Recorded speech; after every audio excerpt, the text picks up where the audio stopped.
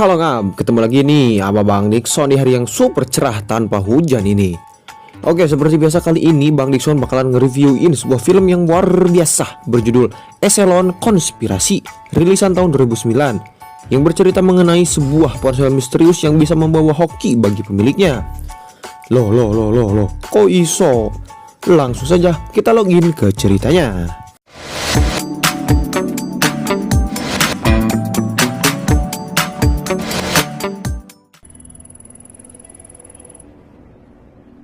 Ini Max, seorang insinyur muda yang kini sedang mengerjakan proyek sistem keamanan komputer di negeri gajah duduk dengan semboyan terkenalnya yaitu Sawadee-krap serta Lang Loi alias Thailand. Piece of cake.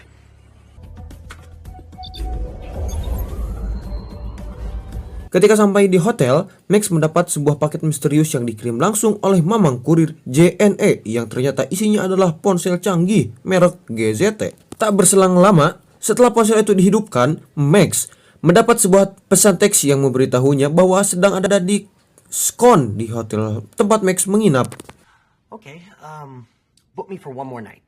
And could you please... Shall I rebook your flight with Global Sky? That's right, Global Sky. Today in the U.S. Congress, debate continues to rage. Saat sedang bersantai, kembali muncul SMS yang menyuruhnya agar membeli sebuah saham yang diprediksi bakal untung berkali-kali lipat. Tetapi Max mengabaikan pesan itu dan menganggapnya hanya penipuan belaka.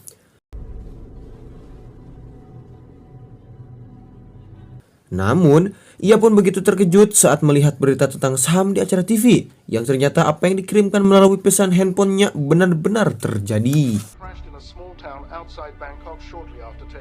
Dari sanalah Max menjadi percaya pada informasi dari pesan itu, mulai menuruti semua perintah yang ada di dalamnya. Sehingga dia pergi ke Republik Ceko sesuai perintah dari ponselnya, dan setibanya di sana, Max langsung ditawari taksi oleh seorang pria bernama Yuri. Dalam perjalanan, Max terus memegangi ponselnya untuk mengikuti semua instruksi yang muncul. My name is Yuri. I'm from Moscow. Where are you from? United States. Yuri terkejut ketika melihat Max yang sedang memegangi sebuah ponsel keluaran terbaru yang belum diedarkan secara massal. Faktanya, alasan Yuri mengetahui hal itu adalah karena dia merupakan seorang penggila teknologi yang hobi mengotak-atik gadget dan alat-alat elektronik, sehingga Yuri memberikan kartu nama toko servisnya jika suatu saat Max membutuhkan bantuannya. The GZT 650. I'm sorry, what? Singkat cerita, ketika Max sampai di hotel, ia kembali mendapatkan informasi tentang mesin slot Mbah Uus nomor 13. Tanpa buang-buang waktu, Max OTW ke kasino. Rupanya karena ada seseorang di mesin nomor 13 itu, Max pun membayar mahal orang itu agar pindah tempat, dan lagi-lagi informasi yang Max dapatkan benar terjadi. Di mana dengan sekali beli scatter, Max langsung diberi JP senilai 100.000 euro. Hal itu tentu menimbulkan kecurigaan bagi pengelola kasino, apalagi Max sebelumnya rela membayar seseorang untuk pindah dari sana, seolah sudah tahu bahwa mesin tersebut akan jackpot.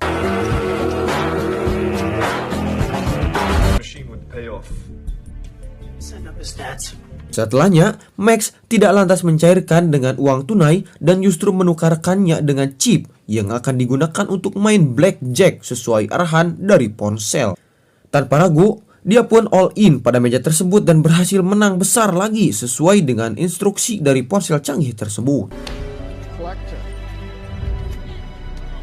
Pihak manajer yang sedang mengamati pun melihat bahwa Max sempat melihat ponselnya, sehingga sang manajer langsung menyuruh pihak keamanan untuk melarangnya membawa ponsel di kasino. Dia lantas menghubungi Yuri dan meminta bantuannya untuk merubah pesan teks di handphonenya menjadi audio, sehingga Max bisa mengetahui pesan tersebut tanpa harus melihat langsung ponselnya.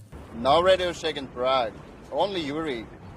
I hook you up. Bye-bye. Setelah sampai di hotel, Max bertemu dengan pasangan kekasih yang sedang gasrek. Max pun mencoba menolong si wanita yang sedang diperlakukan kasar oleh pasangannya itu, dan justru harus kena bogem oleh si lelaki, dan ternyata pasangan tersebut merupakan orang suruhan dari kasino yang bertugas untuk menduplikasi kartu SIM HP Max dengan tujuan untuk mengetahui siapa orang yang telah mengirim pesan tersebut kepada Max.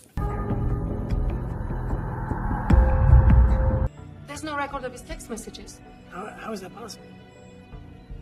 Esok harinya, Yuri memberikan alat yang Max minta, yaitu sebuah device yang bisa merubah teks menjadi suara. Modal earphone canggih itu, Max segera pergi ke kasino itu lagi sesuai perintah dari ponselnya. Di mana saat Max mendapatkan Maxwin, si manajer dan pihak keamanan pun langsung muncul dan berniat untuk menangkapnya.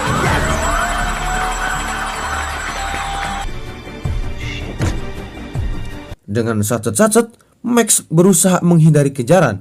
Namun pada akhirnya, Max malah berhasil ditangkap oleh seorang agen FBI bernama Grant. Faktanya, si manajer kasino pernah satu divisi dengan Grant saat dirinya masih bekerja di biro dulu. Grant pun membawa Max untuk diinterogasi tentang siapakah orang yang telah mengirim pesan tersebut kepadanya, yang akhirnya terkuak fakta bahwa Max bukanlah orang pertama yang mendapatkan ponsel canggih tersebut. Karena tak kunjung mendapatkan informasi apapun, Grant terpaksa bekerja sama dengan si manajer untuk mencari tahu siapa pelaku di balik semua ini.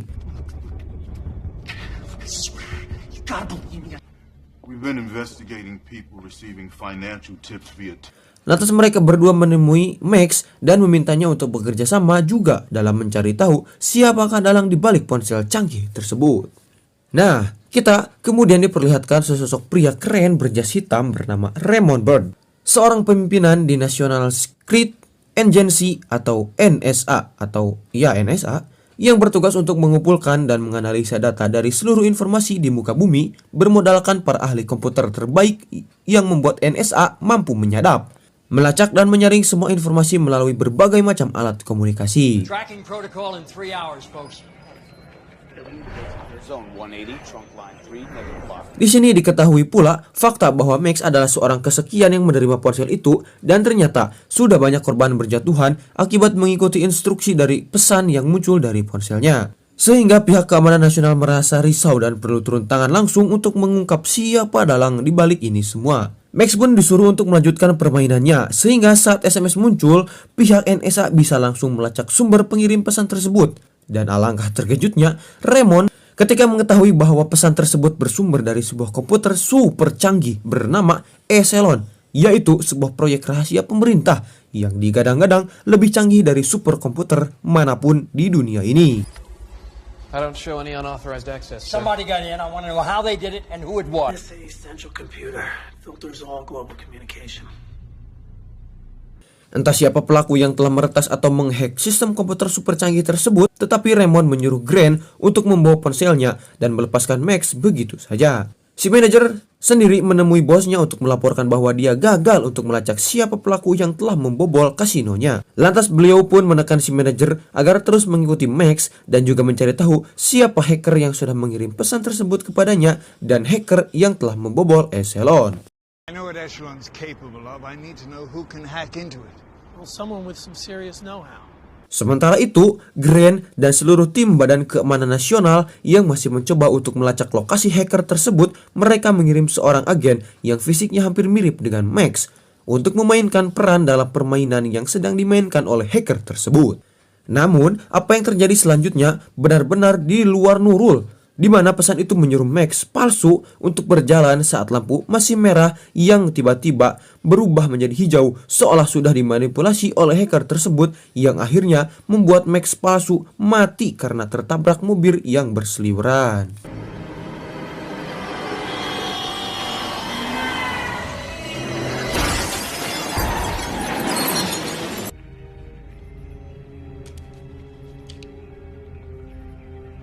Diketahui, Max sendiri sedang bersama wanita suruhan manajer bernama Camilla yang bertugas untuk tetap menjaga Max sampai si pelaku berhasil didapatkan. Namun alangkah terkejutnya, Max ketika muncul dua orang bersenjata yang bermaksud untuk membunuhnya. Rupanya Camilla yang merupakan seorang agen terlatih pun berhasil melumpuhkan dua orang tersebut. Dan akhirnya membuat Max sadar bahwa Camilla adalah mata-mata yang dikirim untuk mengawasi Max.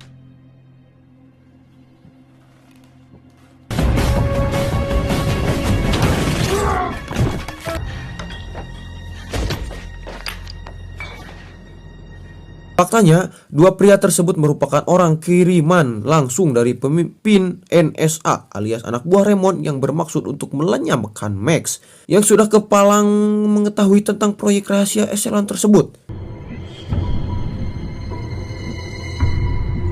Max dan si manajer pun pergi ke tempat Yuri untuk melacak siapakah hacker yang telah membobol Echelon. Dengan kejeniusan Yuri yang merupakan ahli seorang komputer, akhirnya mereka berhasil melacak histori aktivitas berdasarkan kartu SIM-nya.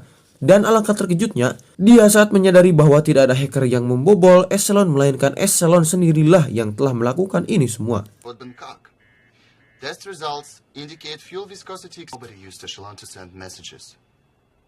Echelon send them. Dengan kata lain, Echelon yang sejatinya adalah program komputer berbasis AI alias kecerdasan buatan telah berpikir sendiri dan melakukan ini semua atas dasar program untuk melindungi keamanan nasional Amerika. Singkat cerita, Max dan si manajer pun berhasil mengancam Grant untuk bergabung bersama mereka. Dan setelah dijelaskan, akhirnya dia mau mengerti dan bersedia untuk tidak lagi mengejar mereka berdua. Tak lama, muncul pesan yang berisi tentang sebuah lokasi. Lantas, mereka bertiga pun pergi ke sana yang ternyata tempat tersebut merupakan fasilitas komputer perusahaan tak terpakai yang pernah Max kunjungi sebelumnya.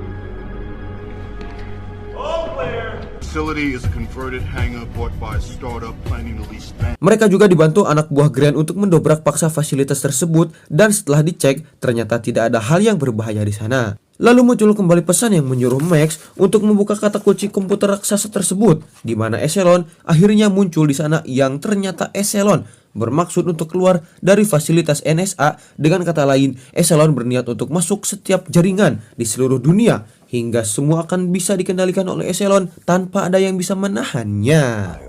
It opens the servers for access so outside data can get in. There's a firmware. The drives are formatted, but I haven't seen any data.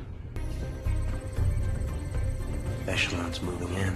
Nyatanya, tempat itu rupanya menjadi rumah sementara untuknya karena Echelon langsung mengupgrade dirinya sendiri saat itu juga dan berniat untuk masuk ke jaringan yang lebih besar dan berpotensi akan mengatur dan menguasai jaringan di seluruh dunia.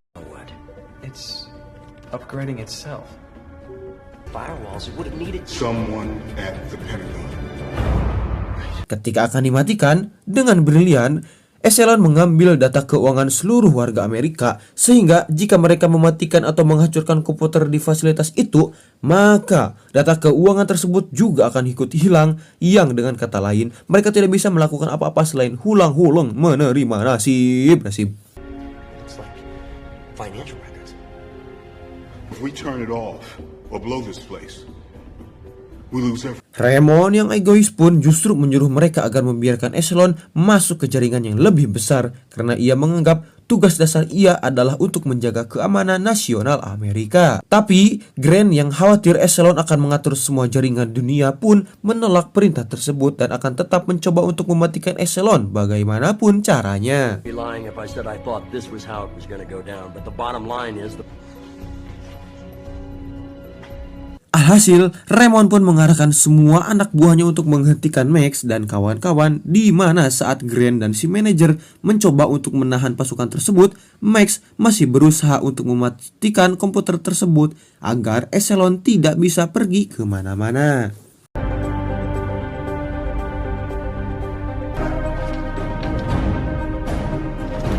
Dia juga sempat mengkonsletkan listrik namun tidak berhasil. Pada akhirnya, ia mencoba untuk berbicara secara langsung dengan Echelon. Lantas, dia memiliki sebuah ide brilian dengan bertanya mengenai tugas dasar Echelon padanya secara langsung. Echelon pun menjawab, yaitu untuk melindungi keamanan nasional Amerika dan melindungi kebebasan warganya dengan konstitusi. your basic mandate. To protect the national security of the United States. Dari situ, Max pun berhasil memojokkan Echelon dengan menyuruhnya untuk membuka undang-undang tentang kebebasan dan setelah menganalisa berbagai sumber yang ada, Echelon pun akhirnya sadar sendiri dan muhasabah diri bahwasanya keberadaan dirinya sebagai kecerdasan buatan justru mengancam kebebasan warga Amerika Serikat sehingga tak ada pilihan lain secara mematikan dirinya sendiri. Search all articles for Senate Bill 2330. Sir, I need you to throw down your weapons. I did it. Shutting down. Akibat kejadian itu, meskipun dikurung dalam penjara dengan tuduhan telah memusnahkan proyek miliaran dolar yakni Echelon, dan beruntung Max dibebaskan dengan bantuan Grant dan Camilla.